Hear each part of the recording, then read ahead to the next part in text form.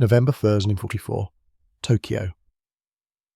Imagine you're standing on a bustling street in Shinjuku. It's noon. The sky above is clear, a piercing blue. Suddenly you notice the people around you stop. They aren't running for bomb shelters. Air raid sirens are silent. The anti-aircraft guns positioned throughout the city don't fire a single shot. Everyone simply stands, heads craned back, staring at one point in the sky. There, at an altitude of 10 kilometers, a perfectly straight white line cuts across the sky. A contrail, and at the beginning of that line, a tiny silver speck glitters. The silence is absolute. The plane is flying so high that the sound of its engines simply doesn't reach the ground. It moves with the grace of a predator that knows it faces no threat. At that moment, standing on the ground, Japanese military personnel feel something more terrifying than explosions. They feel helplessness, because they understand physics. At such an altitude, the air is so thin that a person loses consciousness in 30 seconds without an oxygen mask. The outside temperature is minus 50 degrees Celsius. Ordinary engines stall there, choking from lack of oxygen. But this silver speck flies on, steadily, stably, and most terrifyingly it flies higher than even Japan's most powerful anti-aircraft guns can reach. It was the first time a Boeing B-29 Superfortress flew over Tokyo. That day, it didn't drop a single bomb. It was a reconnaissance plane. Its mission was simple: fly over the enemy capital and photograph it. But the psychological effect of that flight was more potent than 1,000 tons of TNT. Imagine the state of a Japanese fighter pilot at that moment. At the alarm, he jumps into his zero. He pushes the engine to its limit.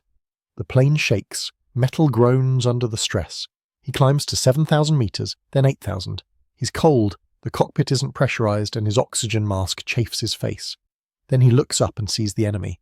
The American bomber floats 2 kilometers higher still, unreachable, as if it exists in another reality. The Japanese pilot furiously presses the trigger, noses his plane up trying to reach it. But gravity and physics are relentless. His plane stalls, spinning back toward the ground, and the B-29 doesn't even change course. To the people of 1944, this aircraft looked like a spaceship. A sleek, streamlined fuselage, polished to a mirror shine. No camouflage paint, it would only add extra weight, and at such altitude and speed, there was no need to hide. It lacked the familiar turrets with gunners sticking out. Instead, it had strange glass bubbles and a smooth nose that resembled a greenhouse. It was a technological marvel. Inside, there was an atmosphere Japanese pilots couldn't even imagine. While they froze in their cockpits, American crews inside the B-29 sat in light jackets. They could calmly drink hot coffee from a thermos. They breathed normal air without masks. It was a sealed capsule of comfort, carrying death. Upon seeing this aircraft, the Japanese command realized the rules of war had changed. The enemy had created a weapon against which they had no defense. But what they didn't know was the price America paid to create this monster. Looking at that perfect silver silhouette in the sky, no one could have guessed that this project was the biggest gamble in aviation history. A gamble that almost bankrupted the United States and nearly killed its own creators before the first shot was even fired. When we talk about World War II and enormous expenditures, what do you think of first? Most likely the atomic bomb, the Manhattan Project, secret cities, thousands of scientists, Einstein, Oppenheimer. It's considered the peak of wartime spending. The numbers speak for themselves. Creating the atomic bomb cost America $1.9 billion, a colossal sum. But the B-29 project cost $3 billion. Let that sink in. One airplane cost more than the most destructive weapon in human history. It was the most expensive military project of the war. And it was an all-in bet. Why so expensive? Because in 1940, when the US Army ordered this plane, the technology to build it simply didn't exist. General Hap Arnold, commanding the Army Air Forces, essentially went to Boeing engineers and said, "I need a bomber that will fly twice as far, carry twice as many bombs, and climb to an altitude where only birds fly. Oh, and do it fast, because Hitler is already marching across Europe." It was madness. Normally, aircraft development proceeds in stages, blueprints, then a mock-up, then a prototype, then testing. Only if all goes well does mass production begin. With the B-29, everything was different. The Army was in such a panic that it ordered 100 planes before the first prototype even left the ground. Imagine buying 100 cars of a new model that doesn't even have an engine yet. and whose wheels only exist on paper. Boeing had to build 4 huge factories from scratch. They hired hundreds of thousands of workers, farmers, housewives, teachers, people who had never seen an airplane up close were now tasked with assembling the most complex machine in the world. Logistics were a nightmare. Parts were manufactured in one state, engines in another, and everything was assembled in a third. And all of this under the strictest secrecy and amidst material shortages. Aluminum was scarce, rubber was scarce, skilled engineers were scarce, but money flowed like a river. The army wrote checks without looking. Any problem was drowned in dollars. Need to build a new airport for testing? Here's $1 million. Need to invent a new alloy? Here's another 2. However, there was one resource that couldn't be bought with money, time. Engineers worked 16-hour days. They slept on drafting tables. Divorces, nervous breakdowns, and heart attacks became common in Boeing's design offices. They understood if this plane didn't fly, it wouldn't just be a failure. It would be a national catastrophe. $3 billion wasted, while soldiers on the front lines needed ammunition. And problems began immediately. The second prototype crashed during a test flight. An engine caught fire. The plane plummeted into a meatpacking plant in Seattle. The entire crew, including legendary test pilot Eddie Allen and 9 people on the ground, died. It was a shock. The investigation commission found that the technology was simply too raw. Engines were unreliable, wiring sparked, but it was too late to stop. The assembly line was already running. Planes were rolling off the line, even knowing they were defective. They were wheeled out of the factory and immediately sent to special modification centers, where they were essentially disassembled and reassembled, fixing errors on the fly. This was known as the Battle of Kansas. In the winter of 1944, in unheated hangars, mechanics worked around the clock, freezing their fingers, trying to make this pile of expensive metal work. It was a race not against the Japanese. It was a race against their own ambition. American command understood to win the war in the Pacific, they needed to overcome vast distances. They needed not just a flying fortress, as the previous B-17 was called. They needed a super fortress. And for this fortress to work, they had to solve a problem that had limited humanity for centuries. The problem of air. At 10,000 meters, where the B-29 was meant to fly, a person dies. Not from an enemy bullet, but from the environment itself. And money couldn't help here. An engineering miracle was needed. Let's quickly revisit a typical bomber of that era like the B-17. It was a flying freezer. The fuselage was riddled with holes, wind whistled through the machine gun slots. The temperature inside was the same as outside, -40, -50 degrees Celsius. Crews wore heavy, electrically heated fur suits.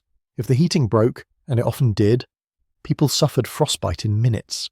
Fingers froze to the metal of the machine guns, plus oxygen masks, rubber, smelly, uncomfortable. Condensation would build up, freeze and block the airflow. Removing a mask at altitude meant dying from hypoxia, and under such conditions people were expected to fight for 8 to 10 hours. The B-29 changed everything. It was the world's first mass-produced bomber with pressurized cabins. Boeing engineers transformed the aircraft into a giant thermos. They created a pressurization system that drew air from the engines, compressed it, heated it, and pumped it inside. The result was astonishing. At 9 kilometers, where Arctic cold and death raged outside, it was warm and comfortable inside the B-29. Pressure was maintained at an equivalent of 2 kilometers altitude. Pilots sat in ordinary shirts. No bulky suits, no masks on their faces. They hung nearby in case of an emergency. They could talk to each other without shouting over the wind. They could drink coffee and smoke. Imagine this surreal contrast. 1945. The sky over Japan. Outside in the thin air, a Japanese pilot in his Zero fights for his life. He's shaking from the cold, his face covered in frost beneath his mask, his consciousness blurring from lack of oxygen. He's at the limit of human endurance. And a few meters away, behind the thin aluminum skin of the B-29, an American gunner calmly chews gum in warmth and comfort. It wasn't just a technical advantage, it was psychological dominance. But pressurization created a new problem: how to shoot. In older planes, gunners stood at open windows or sat in rotating turrets sticking out. But you can't make a hole in a pressurized cylinder, the air would escape. A gunner couldn't be next to the machine gun. The solution found by General Electric engineers was 20 years ahead of its time. They created a remote fire control system. Gunners sat in special transparent blisters on the sides of the fuselage in warmth. Before them was a sight similar to a periscope. They aimed this sight at an enemy fighter and he pressed a button. And somewhere else on the plane, outside, the machine gun turrets rotated on their own, synchronized with the gunner's sight. This was 1940s robotics. But the most insane part was the system's brain. An analog computer. Imagine a box the size of a suitcase filled with gears, cams, and electric motors. No microchips, pure mechanics. This computer did what a human couldn't. When the gunner aimed the sight at a Japanese fighter, the computer instantly calculated a multitude of parameters: its own plane's speed, the enemy's speed, air density, gravity, parallax, the distance between the sight and the gun. It calculated the lead, the point where the bullet would intercept the plane, and aimed the turret itself. The gunner simply had to keep the enemy in the crosshairs, point and click. The machine did everything else. Japanese pilots were driven mad. They attacked B-29s from angles considered safe. They thought the gunner couldn't see them or wouldn't have time to turn the gun. But the B-29's guns rotated with unnatural speed and accuracy. 5 computers on board controlled 5 turrets, and any gunner could take control of any turret. If the primary gunner was wounded, another would take over. It was the Death Star of its time, a perfect killing machine. Comfortable, smart, deadly, but every ideal has a dark side. Engineers solved the air and firing problems, but they ran into a problem that no computers could fix: the problem of fire. The heart of this aircraft, or its engines, was sick, and this sickness turned the super fortress into a flying coffin even before it met the enemy. At the heart of the B-29 were the Wright R-3350 duplex Cyclone engines. The name sounded powerful. In reality, it was a mechanic's nightmare. To lift a 60-ton aircraft into the air, you needed monsters, not just motors. Each engine had 18 cylinders, arranged in 2 rows, and produced 2,200 horsepower. The problem was in the design. The engines were packed into very tight aerodynamic nacelles to reduce air resistance. Engineers chased speed and forgot about cooling. The rear row of cylinders simply didn't get enough air. It overheated. Always. Now add the material. The engine crankcase was made of a magnesium alloy for lightness. Magnesium is a wonderful metal, light, strong, but it has one property every chemistry teacher knows: it burns excellently. If a cylinder overheated, a valve would break. Oil would stray onto the red-hot metal, a fire would erupt, and within seconds the magnesium engine casing itself would catch fire. The burning temperature of magnesium is almost 3,000 degrees Celsius. Extinguishing such a fire in flight was impossible. The standard fire extinguishers were useless. It was like spitting into a volcano. The fire would burn through the wing in a minute. The wing would fall off. The plane would crash. This didn't happen in combat. It happened on takeoff, during climb, during training flights over peaceful Texas or Kansas. Pilots had a grim joke. The Japanese don't need to shoot us down, we'll do it ourselves. Every takeoff became a game of Russian roulette. Pilots knew to lift a heavy bomber with a full load, you had to go full throttle. But full throttle instantly overheated the engines. They had to balance on a knife's edge, gives enough power not to crash at the end of the runway, but not so much as to burst into flames like a match. The runways at B-29 bases always ended in a cliff overlooking the sea or jungle. And in those jungles always lay the wreckage of those who lost that lottery. Engines were replaced every 20-30 flight hours. That's absurdly short. Mechanics worked until their hands bled, changing these cursed engines, knowing that a new one could catch fire just the same. Paul Tibbets, the man who would later drop the bomb on Hiroshima, recounted that many crews simply feared flying the B-29. It was a killer plane. There was no choice. The order was clear: fly. And the B-29 did manage to take off when the engines didn't catch fire, and the plane reached its cruising altitude. The magic began. All the flaws, all the fears, all the technical problems faded into the background, because at 10,000 meters, where the B-29 climbed with difficulty and risk, it became king. There, in the stratosphere, it was invulnerable. And it was there, high above, that the psychological game began, in which the Japanese had no chance. They saw their executioner but could not touch him. We've seen that the B-29 was a machine with a dual nature. On one hand, unreliable, dangerous engines that could explode at any moment. On the other, a marvel of engineering capable of climbing where no other could. And it was this inaccessibility that became its main weapon. Imagine a Japanese fighter pilot gasping for oxygen at 8,000 meters. The pilot-gloved hand struggles to press the trigger. The cold pierces to the bone. Every sound, the creak of metal, the roar of the wind, seems like a signal of death. And then he sees it. At 10 kilometers, shining like a silver arrow. The B-29. He tries to climb higher. His Mitsubishi A6M-0, light, maneuverable, but not designed for such altitudes. The engines begin to sputter. Speed drops. The pilot knows he cannot reach this machine. His guns are effective up to 6,000–7,000 meters. Anything higher is enemy territory. This altitude became a psychological barrier, a boundary where hope ended. The Japanese tried. They modified their fighters, installed more powerful engines, tried to reach. There's a famous story of a young Japanese pilot who trained obsessively. For months he pushed for maximum speed and altitude. His instructors told him it was suicide. And then one day he actually succeeded.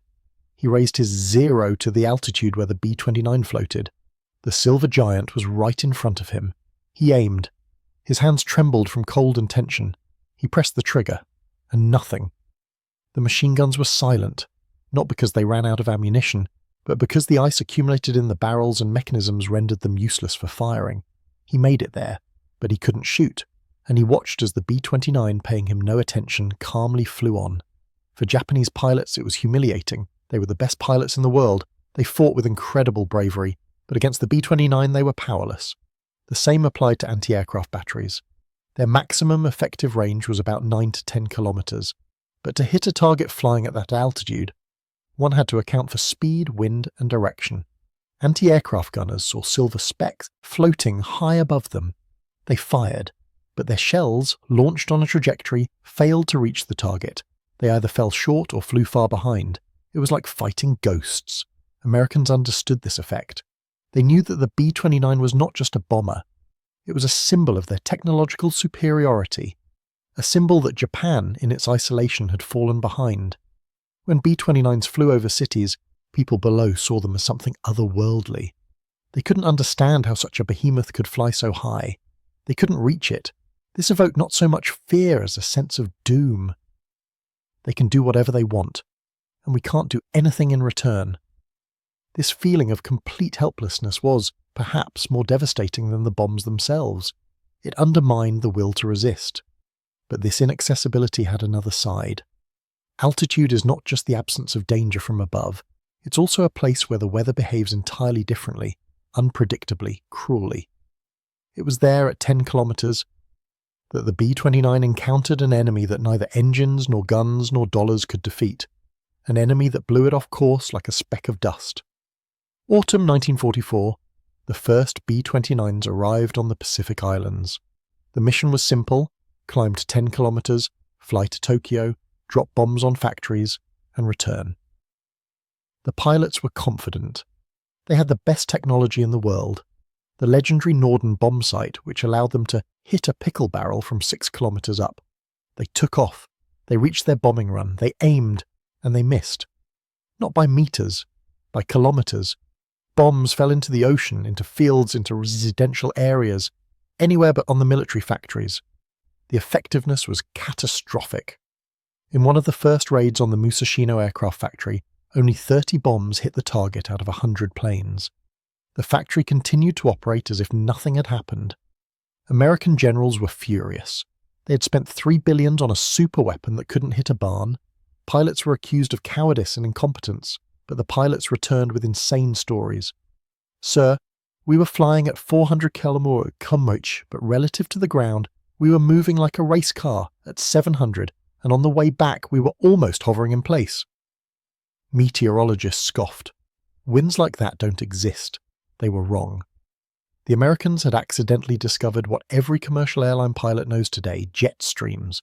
It turned out that at an altitude of 10 to 11 kilometers, directly over Japan, there was a giant river of air, a narrow current of wind that blew at speeds of 200, 300, sometimes 400 kilometers per hour. No one in the world had ever flown at such altitudes with heavy bombs before, so the existence of this phenomenon was simply unknown. And this wind broke all the mathematics of war. Imagine you drop a bomb, it falls 10 kilometers. During that time, a crosswind carries it half a kilometer to the side. The Norden bomb sight, calibrated for ordinary winds, went crazy.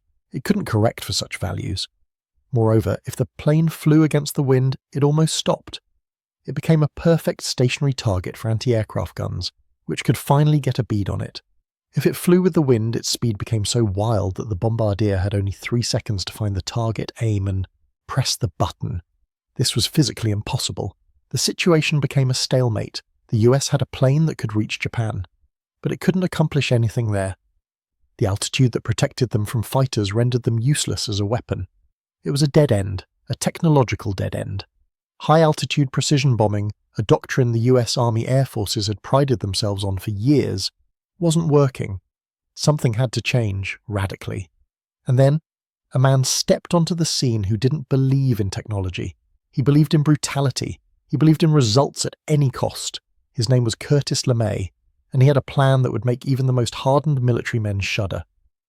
He looked at these beautiful, shiny, high-tech B-29s and said, "We're using them wrong. Forget altitude, forget precision, we're going down into hell." General Curtis LeMay was not like a typical officer. He almost never smiled. He always had a cigar clenched in his teeth, which made his speech indistinct and gruff. Subordinates called him Iron Ass, and they feared him more than the Japanese. In January 1945, he took command of bombers in the Pacific. He looked at the reports, bombing accuracy 5% to result 0. LeMay realized the problem wasn't the plane. The problem was the tactics. Jetstream at altitude interferes with aiming, then we won't fly there. Japanese industry is scattered in small wooden workshops in residential areas, then we won't aim at factories. We'll burn down the neighborhoods. He proposed a plan that sounded like suicide and madness simultaneously. First, altitude. Instead of a safe 10 kilometers, B-29s were to descend to 1.5. There are no jet streams there, but there are anti-aircraft guns of all calibers. Second, time. Bomb only at night. Japanese fighters are blind in the dark, they don't have good radar. Third, and this was the most radical, remove all defensive armament from the planes. All those miracle computers, machine gun turrets, thousands of rounds, gunners, all excess weight. LeMay ordered everything to be dismantled. Only the tail gun remained. Why? To carry more bombs. The freed-up weight allowed each B-29 to be loaded with 6-7 tons of incendiary ordnance.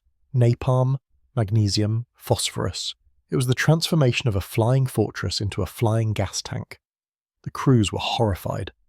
"You want us to fly at low altitude right over anti-aircraft guns without machine guns in a plane packed with napalm? We'll just be flying torches."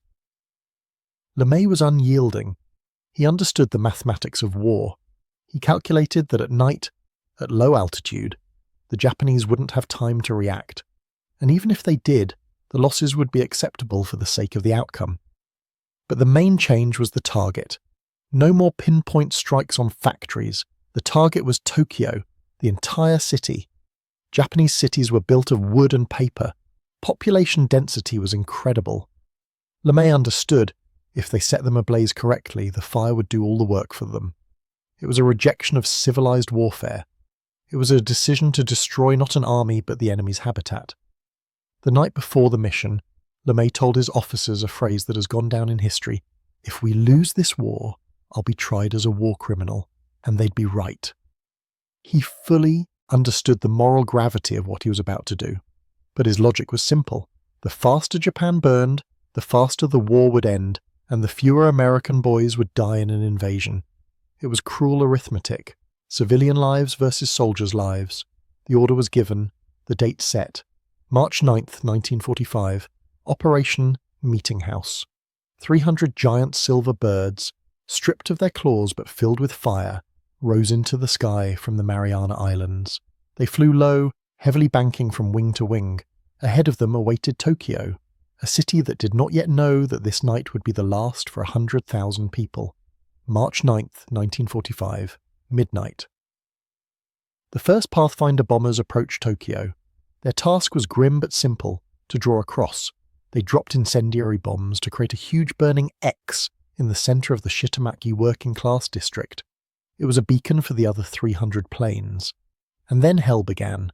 The B-29s flew at an altitude of only 1.5 kilometers.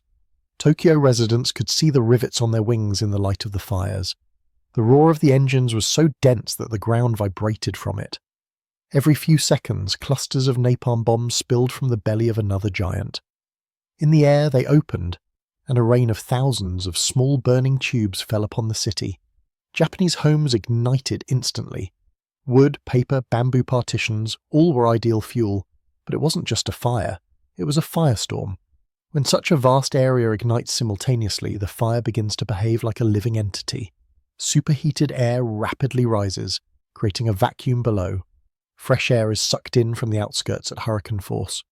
The wind within the fire reached such intensity that it ripped roofs from surviving houses and sucked people into the epicenter of the blaze like dry leaves.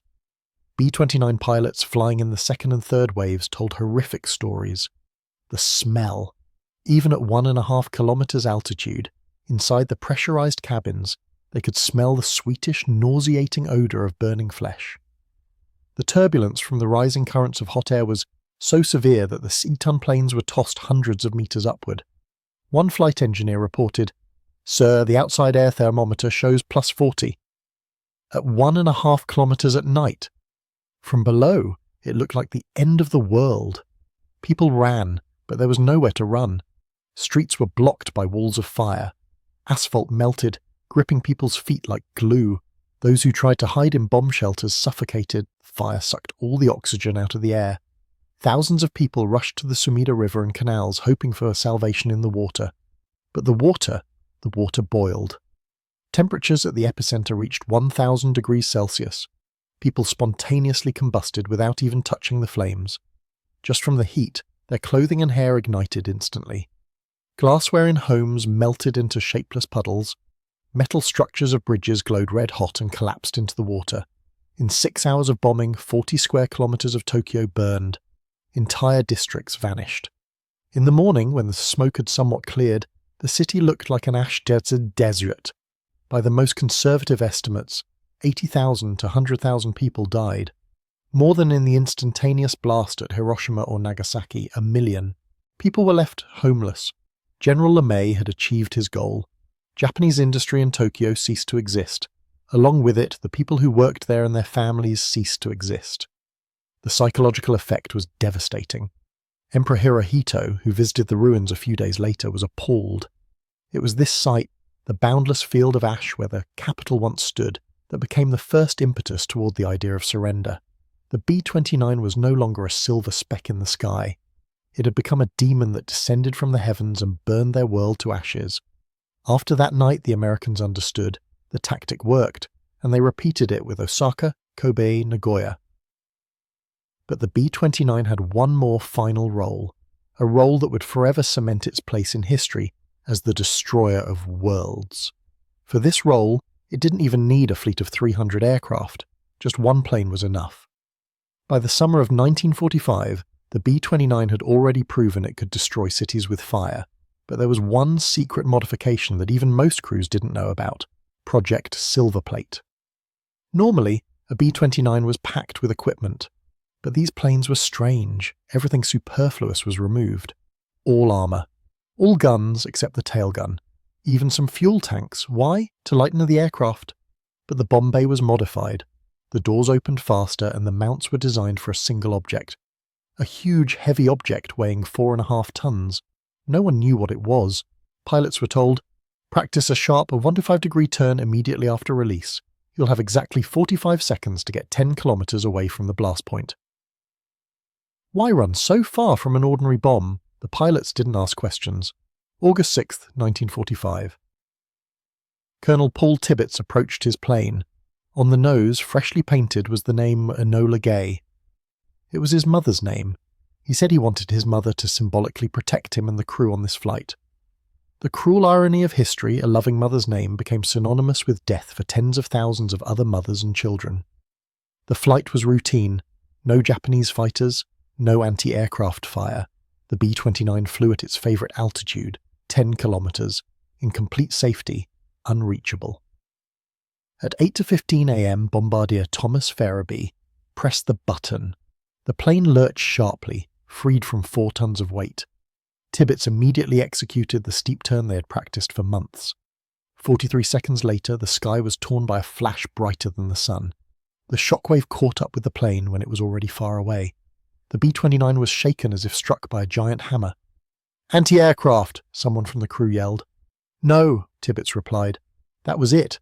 They looked back. Where the city of Hiroshima had been, a giant mushroom cloud of dust and smoke was rising. At that moment, the B-29 fulfilled its purpose. All those $3 billion, all that suffering with burning engines, all those pressurized cabins and computers, all of it was created for this one moment, to deliver little boy to point X. 3 days later, another B-29, Boxcar, repeated this over Nagasaki. The war ended. The empire fell. The psychological effect reached its peak. Japan capitulated not only to the power of the atom, but also to the inability to counter its delivery system. They couldn't shoot down these planes. They couldn't hide from them. The B-29 became the ultimate weapon, a symbol of a new era, where death comes instantly, from an altitude you wouldn't even look at without dark glasses. America celebrated victory. Boeing engineers drank champagne. Generals received medals. They thought they had a monopoly on this marvel, that the secret of the superfortress would remain theirs for years. They were wrong, because while the Americans were bombing Japan, one of their B-29s made an emergency landing not at its own base, but in the territory of an ally, in the Soviet Union. And Stalin had no intention of returning this gift. In 1944, several B-29s, damaged over Japan, couldn't make it back to their bases and landed in the Soviet Far East. The USSR and the USA were allies in the war against Hitler, but not against Japan at that time. So under the laws of neutrality, Stalin interned the crews and confiscated the planes. The Americans asked for their secret weapon back. Stalin politely smiled and said no. Instead of returning it, he gave an order to his best aircraft designer, Andrei Tupolev. Copy it. Exactly. No changes. It was a titanic task. Soviet industry lagged behind American by a generation in terms of technology. A different metric system, inches versus millimeters, different alloys, different wiring, but an order is an order. Tupolev disassembled the B-29 down to the last screw, 105,000 parts. Each had to be measured, its material analysed and reproduced. Legend has it that the order to copy everything was taken so literally that the Soviet copy, the Tu-4, even retained a small hole on the control wheel that was on the American original, and a small ashtray, even though Soviet pilots were forbidden to smoke in flight. In reality, the hole was not blindly copied, of course, but the scale of engineering reverse engineering was unprecedented. In 1947, at the Tushino Air Parade, Western military attachés almost choked on their binoculars. 3 B-29s flew overhead. Where did the Russians get them? They weren't B-29s, they were Tu-4s. Thus began the Cold War. The B-29 created to end one war became the catalyst for the next. It gave the USSR strategic aviation and the capability to deliver nuclear weapons to the USA. To summarize the story of the Flying Fortress, the Boeing B-29 was arguably the most complex and controversial weapon of World War II. It cost insane amounts of money. It killed its own pilots during testing. Its engines were a disaster, but it changed everything. It changed how we fly. Pressurized cabins are in every passenger airliner today. It changed how we fight. Fire control computers became the ancestors of modern combat systems. It revealed jet streams to us, but most importantly, it changed psychology. Before the B-29, war was something that happened on the ground or low in the sky. You saw the enemy, you heard them. The B-29 brought death from the stratosphere, silently, sterilely, mercilessly. It showed us that technology can give us divine power to see everything and destroy everything remaining unreachable. But it also showed that this power can turn us into monsters, capable of burning 100,000 people in one night and calling it statistics. The next time you fly in a plane, look out the window. There, on the wing, you will see a reflection of that very silver dream that once became a nightmare for an entire nation.